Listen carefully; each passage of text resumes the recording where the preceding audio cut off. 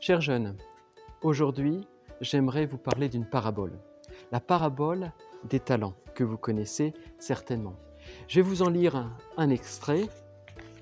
« Seigneur mon maître, tu m'as confié 5 talents. Voilà, j'en ai gagné 5 autres. » Son maître lui déclara « Très bien, serviteur bon et fidèle, tu as été fidèle pour peu de choses, je t'en confierai beaucoup. Entre dans la joie de ton Seigneur. » Le Seigneur fait confiance à son serviteur. Le maître fait confiance à son serviteur. Il lui confie 5 talents. Un talent équivaut à 25 kilos d'argent. C'est une somme énorme. 5 fois 25 kilos, puisqu'il y a 5 talents, ça fait 125 kilos d'argent. Si on fait un parallèle avec le Seigneur, puisque c'est Jésus qui nous raconte cette parabole, le Seigneur nous fait confiance. Comme il fait confiance dans ce serviteur, le Seigneur, notre Maître, Dieu, nous fait confiance. Est-ce que nous sommes conscients que Dieu nous fait confiance? Il nous confie le monde, il nous confie la création, d'où l'importance aussi de la respecter et de la faire fructifier. C'est ce que le pape François nous rappelle dans sa lettre apostolique, Laudato Si. Nous sommes invités donc à faire fructifier avec les talents que nous avons reçus. Les talents que nous avons reçus servent à faire fructifier le monde, à faire fructifier la société, à faire grandir tous ceux qui nous entourent. Sommes-nous conscients de la confiance que Dieu nous fait? Il nous confie tout. Il nous confie le monde. On pourrait faire exploser le monde. On voit ça notamment avec les guerres. Je veux dire, on met une bombe atomique sur Hiroshima, on anéantit je ne sais pas combien de personnes. On est capable de détruire. Dieu nous fait confiance. Mais on est capable aussi de faire de très belles choses dans cette société. Essayons de repérer les belles choses qui se font dans notre société. Quand nous voyons par exemple tout ce qui se fait pour le service des malades, c'est énorme. Je veux dire, c'est Dieu qui a mis des talents dans les mains, dans la tête des gens, des personnels soignants pour aider les personnes qui sont malades. Il y a de très belles choses qui se font parce que les uns et les autres ont fait fructifier les talents qu'ils avaient. Est-ce que nous avons des talents? Pensons-nous avoir des talents? Pensez-vous avoir des talents? Est-ce que vous pensez avoir des talents? Alors certains diront « Oh ben non, moi j'ai pas de talent. Quand je me compare avec un tel ou une telle, c'est pas possible, j'ai pas de talent, j'ai pas de talent. Quand je vois comment elle parle, quand je vois comment elle est bonne en musique, quand je vois comment il est bon en mathématiques, quand je vois ses qualités relationnelles et ainsi de suite, moi je n'ai rien, j'ai pas de qualité, c'est pas possible. » Sommes-nous conscients que Dieu nous a donné à tous des talents et beaucoup de talents? La première chose, nous sommes invités à repérer les talents que nous avons, que Dieu nous a donnés. Dieu nous a donné énormément de talents. Nous ne les découvrirons pas tous durant notre vie, mais Dieu nous a donné énormément de talents pour les mettre au service de nos frères. Et cela pour notre plus grande joie. C'est notre plus grande joie de faire fructifier les talents. Or, ce n'est pas évident de faire fructifier les talents. C'est comme pour un musicien qui doit apprendre par exemple le violon. Eh bien, il va pleurer sur son violon. Et pas qu'une fois. Pour jouer un très beau morceau, il va devoir travailler.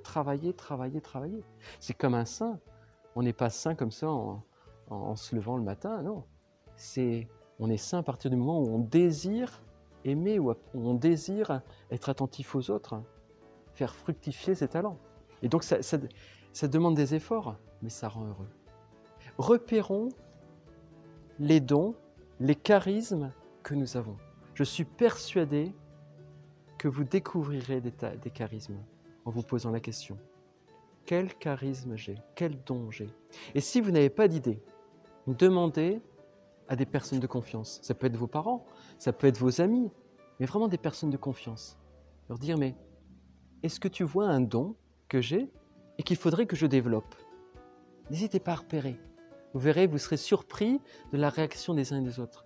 Ça peut être un charisme de service, ça peut être un charisme de joie, ça peut être un charisme d'écoute ou un charisme de pardon. Il y en a qui pardonnent assez facilement. Il y a des charismes comme ça. Après, il y a d'autres charismes dans d'autres domaines, comme la musique, comme le sport, comme l'intelligence par rapport aux mathématiques, comme un charisme, un don au niveau littéraire. Bref, on a différents dons. Et ce qui compte, c'est de ne pas se comparer, mais de repérer les dons pour les faire fructifier pour le bien de tous. Et saint Paul nous dit ça dans l'Épître aux Corinthiens. Il nous dit qu'on forme un corps. On forme tous un corps autour du Christ. Et nous sommes chacun et chacune un des membres de ce corps. Alors, on désirerait tous être un œil, ou on désirerait tous être une bouche. Et alors que très souvent on se dit « Oh, je ne suis que le gros orteil du pied ». Mais en fait, le gros orteil est aussi indispensable que l'œil. Parce que c'est bien beau d'avoir un œil, mais si on ne sait pas marcher. Parce que le gros orteil est indispensable dans la marche, pour avoir l'équilibre et ainsi de suite. Qui que nous soyons, nous avons des talents qui sont indispensables pour vivre en communauté, pour vivre en collectivité, en frères. Nous avons tous des charismes qui sont des cadeaux de Dieu, que nous avons à faire fructifier. Et même si nous croyons avoir de petits dons, ces petits dons sont indispensables. Un exemple, à chaque fois, donc j'essaierai de faire une vidéo régulièrement, à chaque fois, nous essaierons de voir une vie de saint. Aujourd'hui, je vais vous parler en 2 minutes d'une sainte que vous connaissez peut-être, c'est Sainte Bernadette Soubirous. Sainte Bernadette Soubirous a rencontré la Vierge Marie, plus exactement a eu les apparitions de la Vierge Marie en 1858. La première apparition, c'est 11 février. Donc c'était à Lourdes, à la grotte de Massabielle. Sainte Bernadette a les apparitions. Alors que c'était la personne la plus insignifiante de Lourdes. Plus insignifiante. Or, quoique, la famille était connue parce qu'on avait accusé, à tort, le papa d'avoir volé un sac de farine. Effectivement, donc, à mon avis, tout Lourdes connaissait les Soubirous. Mais ce n'était pas forcément la gloriole, quoi. Elle dira, donc Sainte Bernadette d'elle-même, elle dira « C'est parce que j'étais la plus pauvre et la plus ignorante que la Sainte Vierge m'a choisie. » C'est-à-dire qu'elle savait qu'elle n'avait pas forcément, aux yeux de la société, des charismes extraordinaires. Parce que pour la société, ce qui est extraordinaire, c'est d'être très intelligent, c'est d'être très bon en mathématiques, ou très bon en musique, ou je ne sais pas trop quoi, ou d'être un très bon cuisinier. C'est ça qui est bien aux yeux du monde. Mais aux yeux de Dieu, c'est pas ça qui est important. Et d'ailleurs, Sainte Bernadette était consciente. C'est parce que j'étais la plus pauvre et la plus ignorante aux yeux de la société que la Sainte Vierge m'a choisie. Le Seigneur choisit les petits. Et si elle n'avait pas répondu à cet appel de la Vierge Marie, si elle n'avait pas fait fructifier ce charisme qu'elle avait d'écoute du Seigneur, si elle s'était dit « je suis nulle, je ne vaux rien, je ne vais pas aller dire au curé que j'ai eu les apparitions de la Vierge, oh non, je suis une trouillarde » et ainsi de suite, si elle n'avait pas eu le courage, ce talent du courage, si d'aller voir le curé et lui dire « j'ai vu la Vierge Marie », puis exactement, elle n'a pas dit la Vierge Marie, j'ai vu une dame qui se dit être l'Immaculée Conception, actuellement, il y aurait des millions de personnes qui seraient frustrées de ne pas pouvoir aller à Lourdes, parce que c'est grâce à Bernadette, grâce à son courage, grâce au talent qu'elle a eu, ce courage, c'est un talent qu'elle a pu faire fructifier en allant voir le curé Péramal et lui dire « j'ai eu les apparitions ». Et c'est grâce à ça qu'il y a des millions de personnes qui peuvent aller actuellement, encore aujourd'hui, à Lourdes. Donc voyons un charisme de courage que Bernadette a eu et qu'elle a pu faire fructifier, alors qu'aux yeux de la société, elle était bonne à rien. C'est ce que dira sa supérieure, parce qu'après elle va devenir religieuse à Nevers, Et puis au moment de la profession solennelle, au moment où on lui remet le voile, au moment où elle s'engage dans la vie religieuse, on donne des missions. Et là, la mission que la supérieure donne à Bernadette, c'est rien, pas de mission. Pourquoi? L'évêque lui demande à la supérieure pourquoi Bernadette n'a pas de mission. Et puis, Sainte Bernadette de s'entendre dire qu'elle est bonne à rien. La supérieure lui dit qu'elle est bonne à rien. Et l'évêque lui dit, tu seras bonne à la prière, tu prieras. Et là aussi, c'est un charisme. Tout le monde n'a pas forcément ce charisme de prière. Et Sainte Bernadette va développer, après ce charisme de courage, ce charisme de la prière. Et elle va découvrir, parce que finalement, elle va se mettre au service des malades, elle va découvrir ce charisme qu'elle a d'être attentif aux malades, de les soigner.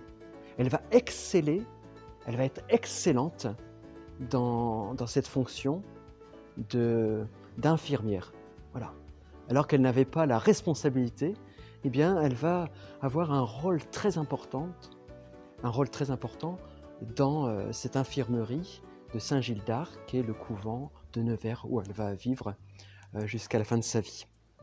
Bref, Sainte Bernadette a mis en valeur, a fait fructifier les talents. Nous aussi, essayons de repérer les talents que nous avons. Nous en avons des talents. Et Dieu nous fait confiance. Parce que s'il nous donne ces talents, c'est pour que nous les fassions fructifier. Faisons fructifier les talents que nous avons. Repérons-les. Ce n'est pas de l'orgueil de les repérer.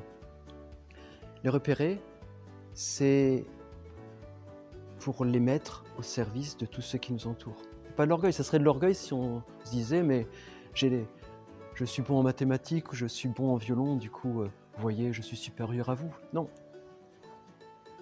L'humilité, c'est de reconnaître les talents que Dieu nous fait, que Dieu nous donne, les faire fructifier pour le bien de tous, pour le bien de tous ceux qui nous entourent.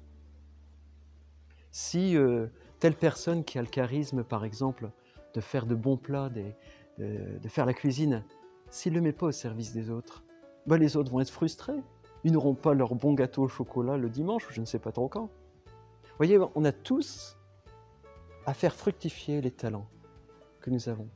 Si un professeur, par exemple, ne faisait pas fructifier son talent d'être à l'écoute de ses élèves, eh bien, ces élèves n'aboutiraient peut-être à rien. Parce que peut-être que le professeur n'aurait pas vu que tel ou tel ne suivait pas. Nous avons à faire fructifier les talents, non pas pour notre orgueil, mais pour le bien de tous. Nous formons donc un corps. Je vais vous lire pour finir un texte qui est tiré de la Bible, la première épître de Saint Pierre, au chapitre 4. « Puisque chacun a reçu un don », on a tous des dons, hein, mettez-le au service des autres en bon intendant de la grâce si diverse de Dieu. Nous recevons tous des dons de Dieu. Ne nous comparons pas. La comparaison, c'est vraiment la chose la pire au monde, qui crée des guerres, qui crée des jalousies, qui crée des tensions dans les familles. Ne nous comparons pas. On est tous différents. On a tous des qualités. Ne soyons pas jaloux. D'ailleurs, c'est le dernier des commandements de Dieu, l'un des derniers commandements, c'est le dernier. Le dernier commandement, c'est « Tu ne seras pas jaloux », donné à Moïse par Dieu et qui est encore valable aujourd'hui. On pense souvent dans les 10 commandements à « Tu ne tueras pas, tu honoreras ton père et ta mère », mais n'oublions pas que le dernier commandement, c'est « Tu ne seras pas jaloux ». Alors bien sûr, c'est moi qui le traduis, le texte exact n'est pas ça, mais c'est « Tu ne seras pas jaloux ». Ne soyons pas jaloux, ne nous comparons pas. Nous avons des talents que nous sommes invités à faire fructifier. Ne faisons pas comme celui qui reçoit un talent et qui enfuit ce talent en terre et qui a peur de Dieu. Non, on a un talent. Fructifions ce talent. Faisons-le fructifier pour le bien de tous et pour notre plus grande joie, pour notre plus grand bonheur. N'oublions jamais Sainte Bernadette qui a fait fructifier ce talent de courage, ce talent de la prière et ce talent de l'attention aux autres quand elle s'est mise au service des malades de son infirmerie de Saint-Gildard. Bonne journée à tous et faisons fructifier les talents. À bientôt. Au revoir.